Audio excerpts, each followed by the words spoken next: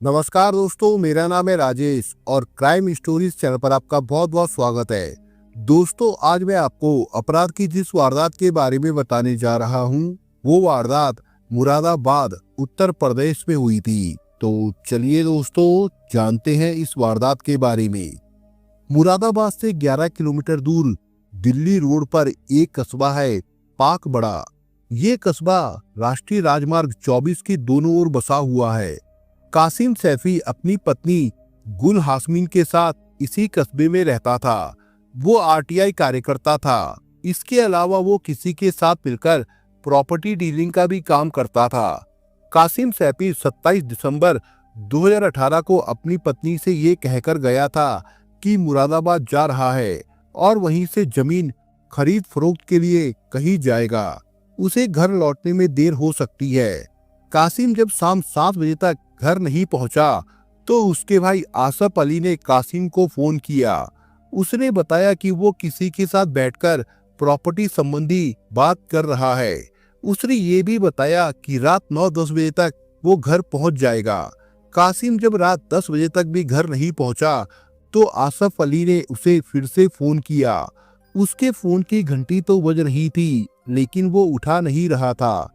आसफ ने सोचा हो सकता है किसी जरूरी काम में व्यस्त होने की वजह से कॉल रिसीव नहीं कर पा रहा हो, इसलिए उसने थोड़ी देर बाद फिर से कासिम को फोन किया।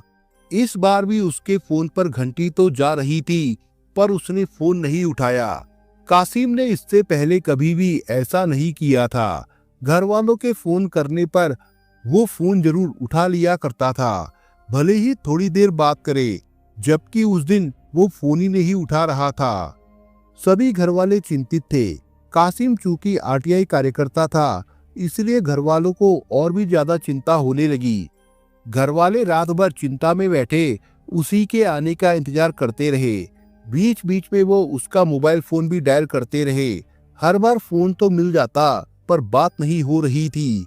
घंटी जा रही थी, लेकिन वो उठा नहीं रहा था। बैठे बैठे उनकी रात बीत गई। अगले दिन 28 दिसंबर को भी कासिम के परिवार वालों ने उसकी तलाश की, पर उन्हें उसका कोई पता नहीं चल सका।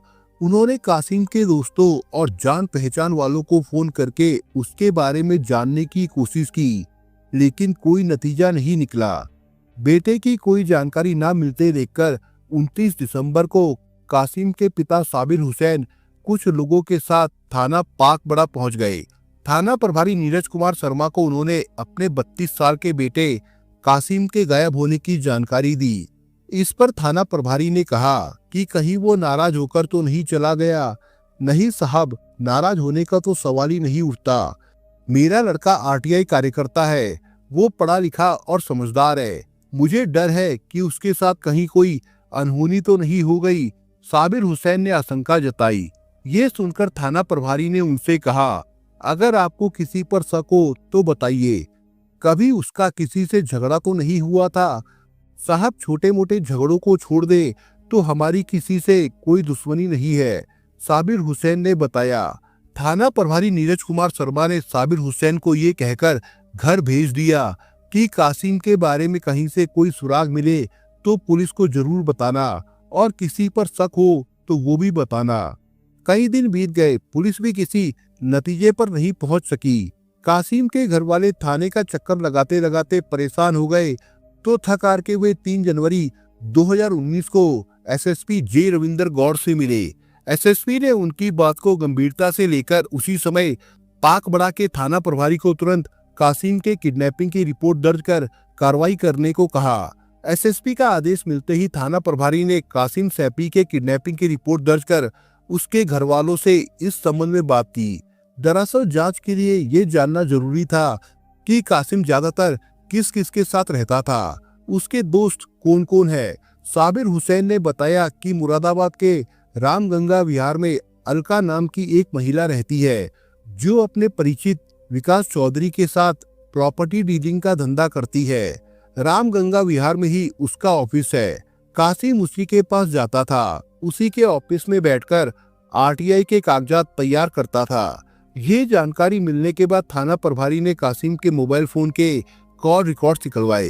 कॉल रिकॉर्ड्स की जांच में पता चला कि कासिम के फोन से अंतिम बार जिस नंबर पर बात हुई वो नंबर किसी विकास चौधरी का था। आश्चर्य की बात ये थी कि कासिम के फोन की लोकेशन कभी हरियाणा, कभी पंजाब तो कभी उत्तर प्रदेश के सहारनपुर की मिली थी। थाना प्रभारी उसी दिन पुलिस टीम के साथ मुरादाबाद के रामगंगा विहार पहुंच गए और विकास चौधरी को पूछताछ के लिए उसके ऑफिस से पागबड़ा ले आए।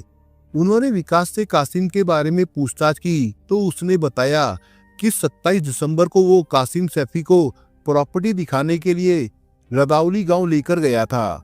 उसके बाद वो अपने घर जाने की बात कहकर चला गया था। विकास ने जितने आत्मविश्वास के साथ ये बात पुलिस को बताई, उससे पुलिस को लगा कि विकास सच बोल रहा है। तफ्तीश के दौरान ही विकास की बिजनेस पार्टनर और सप्पा नेत्री अलका दुबे एक वकील को लेकर थाना पागबड़ा पहुंची। अपने प्रभाव के इस्तेमाल और पहुंच का फायदा उठाकर वो विकास चौधरी को थाने से छुड़ा ले गई। इसके बाद पुलिस ने विकास द्वारा कही गई बातों की जांच शुरू कर दी। उसने बताया था कि रदाउली जाने के लिए उन्होंने अकबर के किले के पास से बस पकड़ी थी, इसलिए पुलिस ने अकबर के किले पर लगे सीसीटीवी कैमरों की 27 दिसंबर की फुटेज देखी। उस फुटेज में कासिम सैफी और विकास चौधरी मुजफ्फरनगर जाने वाली एक बस में चढ़ते दिखाई दिए।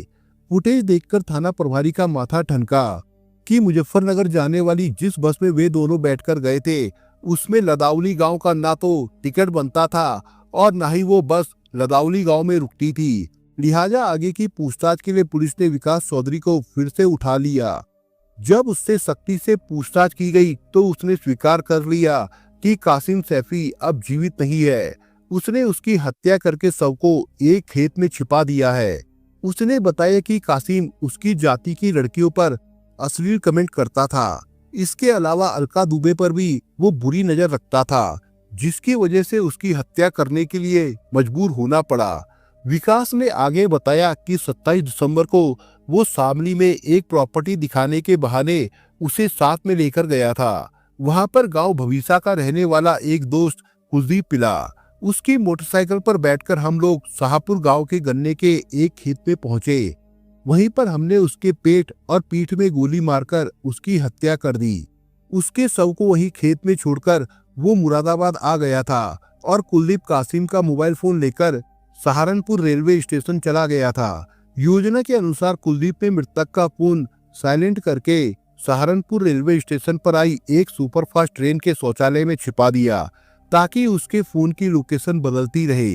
विकास द्वारा कासिम की हत्या का खुलासा होने के बाद पुलिस ने उसकी निशानदेही पर शामली के कांधला थाने के गांव शाहपुर में सतवीर के गन्ने के खेत से कासिम सैफी के शव को बरामद कर लिया।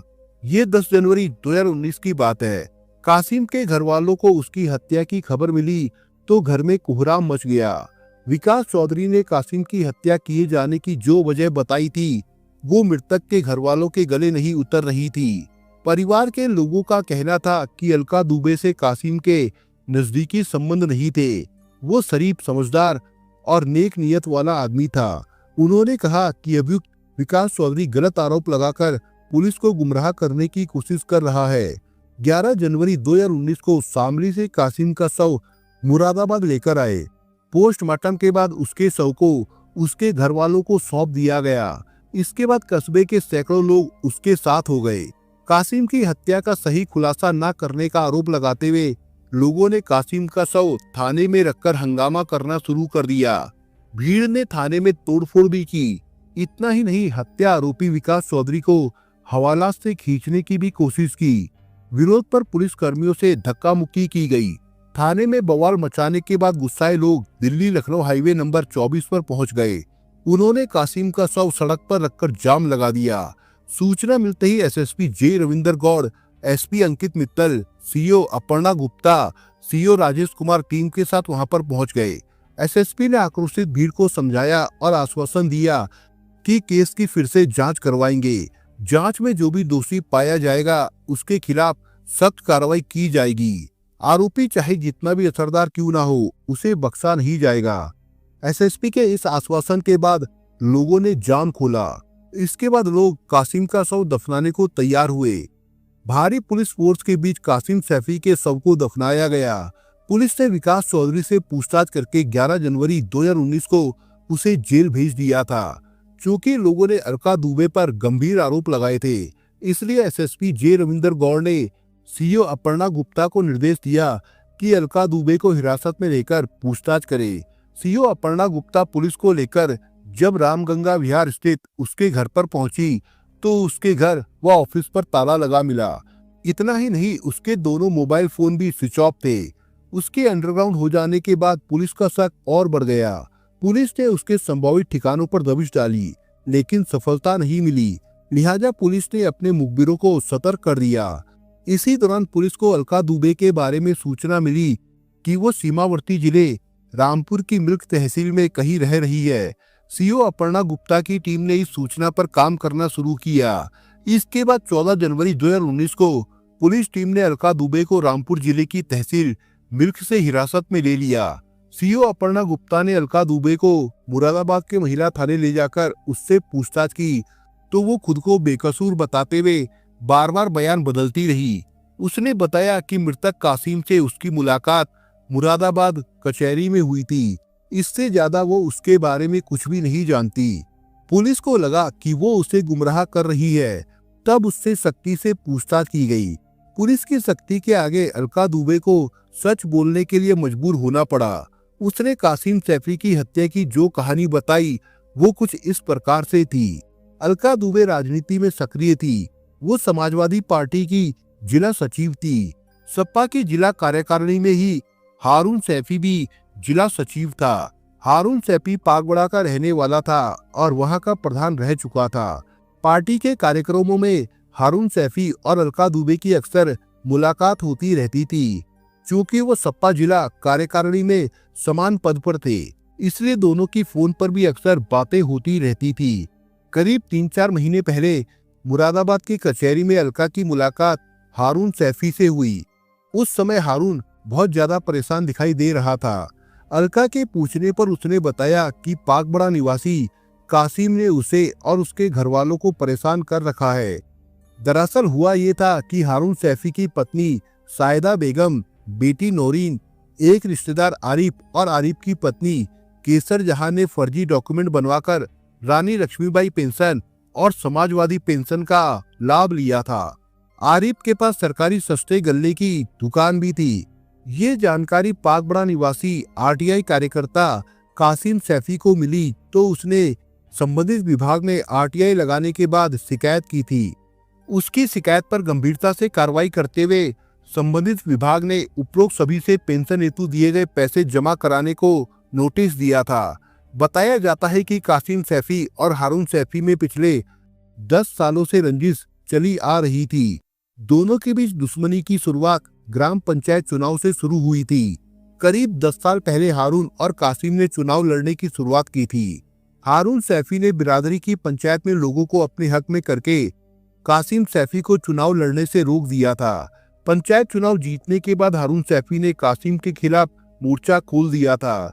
यहीं से दोनों के बीच दुश्मनी शुरू हो गई थी। इसके बाद कासिम हारून के खिलाफ लगातार शिकायत करने लगा। अप्रैल 2014 में कासिम ने हारून व उसकी पत्नी सायदा बेगम के खिलाफ वोटर लिस्ट में धोखाधड़ी की रिपोर्ट दर्ज करवा दी थी। हारून सैफी ने फर्जी तरीके से 2 पहचान पत्र भी बनवा रखे थे। उसने ब्राइट फ्यूचर के नाम से एक गैर सरकारी संस्था भी बना रखी थी। अपनी इसी एनजीओ के नाम से उसने मुरादाबाद प्राधिकरण से मोटी रकम की प्रॉपर्टी खरीदी थी। कासिम ने संबंधित विभागों में आरटीआई लगाकर फर्जी पहचान पत्र और जमीन खरीदने के लिए जो मोटी रकम एमडीए को दी थी, उसकी आमदनी के स्रोत की जानकारी मांगी थी। कासिम सैफी द्वारा हारून सैफी और उसके परिवार पर लगाई गई आरटीआई से हारून बहुत परेशान हो गया था। वो किसी भी तरह कासिम से छुटकारा पाना चाहता था। हारून ने अपनी परेशानी अलका दुबे को बताते हुए उससे कहा, देखिए, इस समय हमारी सरकार नहीं है, अधिकारी भी हमारी बात नहीं सुन रहे। यदि चाहो तो तुम मेरी मदद कर सकती हो। बताइए मैं किस तरह से आपकी मदद कर सकती हूँ। अलका ने कहा, आप बस इतना कर दो कि उसे अपने जाल में फंसाकर किसी तरह से रास्ते से हटा दो। इसके लिए मैं आपको 10 लाख रुपए दूंगा। हारून ने कहा, मैं समझता हूँ कि ये काम आपके लिए आसान होगा, 10 लाख रुपए की बात सुनकर अलका को लालच आ गया। उसने कहा, देखिए मेरा एक बिजनेस पार्टनर है विकास चौधरी, वो बहुत दबंग है। रामगंगा विहार में वो मेरे ही घर में रहता है। मैं उससे बात करूंगी, यदि वो चाहेगा तो आपका ये काम आसानी से हो जाएगा। अलका जी, मैं विकास चौधरी को जानता हूँ, आप चाहेंगी तो काम हो जाएगा। कहते हुए हारून सैफी ने अलका को एडवांस में 50,000 रुपए दिए और कहा कि बाकी की रकम काम होने के बाद दे दूंगा। इससे पहले अलका कासिम सैफी को नहीं जानती थी। 50,000 रुपए की रकम हाथ में आने के बाद अलका ने हारून से कासिम का मोबाइल नंबर ले लिया। इसके बाद अलका ने हारून सैफी से कहा कि अब आप निश्चिंत होकर जाइए, बाकी काम मेरा है। अलका ने ये बात अपने बिजनेस पार्टनर विकास चौधरी को बताई तो पैसों के लालच में विकास कासिम को ठिकाने लगाने के लिए तैयार हो गया। लेकिन इसके पहले अलका को कासिम से जान पहचान करनी थी। अक्टूबर 2018 की दिवाली से पहले की बात है। अलका ने कासिम सैफी को फोन करके कहा, हेलो कासिम भाई, कैसे हैं? कासिम को आवाज अनजानी लगी तो वो बोला, आप कौन? सॉरी, मैंने आपको पहचाना नहीं। मैं मुरादाबाद में समाजवादी पार्टी की जिला सचिव बोल रही हूँ। अलका ने कहा, सपा के जिला सचिव पूर्व प्रधान हारून सैफी भी है, आप तो उन्हें जानती होंगी। कासिम ने पूछा, हाँ वो भी है, लेकिन मेरा काम महिलाओं की समस्या हल करना व उनके काम करवाना है। मुझे तो बस अपने काम से मतलब है। हारून सैफी क्या करते हैं मुझे नहीं मालूम, वैसे भी उनसे मेरी ज्यादा बनती भी नहीं है। मेरा अपना प्रॉपर्टी खरीदने बेचने का काम है, अलका ने बताया। चलो कोई बात नहीं, अब ये बताओ मैडम कि आपने मुझे याद कैसे किया? कासिम बोला, कासिम भाई, मुझे कहीं से ये पता लगा कि आप आरटीआई कार्यकर्ता हैं। हमारी तरह आप भी समाज सेवा से जुड़े हुए हैं। देखो, पहले सपा सरकार थी तो हमारे सारे काम चुटकियों में हो जाते थे, लेकिन अब भाजपा की सरकार है, अब तो अफसर भी निगाहें फेर कर बात करते हैं। कुछ अफसरों के खिलाफ आरटीआई डलवानी है, इसी संबंध में मुझे आपकी मदद चाहिए। अलका बोली, कैसी मदद? कासिम ने पूछा। हम दोनों मिलकर भाजपा सरकार के भ्रष्ट अफसरों के खिलाफ आरटीआई डालेंगे, उनके खिलाफ सबूत मैं आपको दूंगी। आप मुरादाबाद के रामगंगा विहार स्थित मेरे ऑफिस में आ जाइए, इस बारे में और डिटेल से बात कर लेंगे। इस दौरान अलका ने उसे अपना ऑफिस का पता भी दे दिया। कासिम सैफी अलका की योजना से अनभिज्ञ था। एक दिन वो उसके ऑफिस पहुंच गया। वहीं पर अलका ने विकास चौधरी से उसकी मुलाकात कराई। इसके बाद कासिम का अलका के ऑफिस में आना जाना शुरू हो गया। धीरे धीरे वो उनके साथ प्रॉपर्टी डीलिंग का भी धंधा करने लगा। अलका कासिम को पूरी तरह अपने विश्वास में लेने के बाद ही योजना को अंजाम देना चाहती थी, इसलिए उसने योजना को अंजाम देने में जल्दबाजी नहीं दिखाई। अलका दुबे से रिश्ता बढ़ जाने के बाद कासिम सैफी का ज्यादातर समय अलका के साथ उसके ऑफिस में ही बीतता था। वहीं पर बैठकर वो आरटीआई के कागजात तैयार करता। विकास चौधरी से भी कासिम की गहरी दोस्ती हो गई थी। एक दिन विकास ने कासिम से कहा, कासिम भाई, शामली से खेती की जमीन का सौदा आया है। बताते हैं कि वो जमीन मौके की है। मैं चाहता हूं कि हम दोनों उस जमीन को एक बार देख आए। बात बन गई तो मैं खरीदार का भी जुगाड़ कर दूंगा। सब कुछ ठीक रहा तो हम इससे मोटा पैसा कमा सकते हैं। चूंकि कासिम को विकास पर भरोसा था, इसलिए वो जमीन देखने जाने के लिए तैयार हो गया। फिर 27 दिसंबर 2018 को विकास चौधरी कासिम सैफी को साथ में लेकर बस से शामली के लिए निकल गया। जैसे ही वो दोनों शामली पहुंचे, विकास चौधरी का दोस्त कुलदीप मोटरसाइकिल लेकर आ गया। कुलदीप वहीं पास के एक गांव में रहता था। वो कासिम और विकास को मोटरसाइकिल पर बैठाकर शाहपुर गांव की तरफ चल दिया। वहीं गन्ने के एक खेत में ले जाकर विकास ने अपने साथ लाए तमंचे से कासिम को 2 गोलियां मारी। एक गोली उसके पेट में और दूसरी उसकी पीठ में। कुछ ही देर में उसकी वहीं पर मौत हो गई। हत्या को दूसरा रूप देने के लिए विकास चौधरी ने कासिम सैफी की पैंट उतार दी। हत्या करने के बाद विकास चौधरी वापस मुरादाबाद आ गया, जबकि कुलदीप कासिम का मोबाइल लेकर सहारनपुर रेलवे स्टेशन चला गया, जहां उसने अमृतसर जाने वाली एक ट्रेन के टॉयलेट में मोबाइल साइलेंट मोड में कर छिपा कर रख दिया था। हत्या के बाद हारून सैफी ने अलका दुबे को 50,000 रुपए और दिए थे। हारून ने उससे कहा था कि वो उम्रा करने सऊदी अरब जा रहा है। बाकी के 9 लाख रुपए वो वापस आने के बाद देगा। हारून ने अलका से ये भी कहा था कि अगर कभी हत्या का राज खुल भी जाएगा तो वो मुकदमे का सारा खर्चा वहन करेगा और हर महीने 10,000 रुपए विकास चौधरी के घर वालों को देता रहेगा। हारून 3 जनवरी को सऊदी अरब चला गया। पुलिस ने अलका दुबे से पूछताछ करने के बाद उससे 27,000 रुपए भी बरामद किए। फिर 16 जनवरी 2019 को कुलदीप वर्मा को भी गिरफ्तार करके दोनों को न्यायालय में पेश करके जेल भेज दिया गया। अब पुलिस को हारून सैफी के सऊदी अरब से लौटने का इंतजार था। उसका 15 दिन बाद लौटने का कार्यक्रम था। फिलहाल वो भारत नहीं पहुंचा था। पुलिस ने उसके खिलाफ लुकआउट नोटिस जारी कर दिया था, जिससे उसके विदेश से लौटते ही उसे एयरपोर्ट पर ही गिरफ्तार किया जा सके। दोस्तों, आप अगर चैनल पर नए हो तो आप चैनल को सब्सक्राइब करने के साथ कमेंट बॉक्स में इस कहानी के बारे में अपने विचार जरूर लिखिएगा। मिलता हूँ एक नई कहानी के साथ, तब तक के लिए अपना ख्याल रखिएगा। धन्यवाद।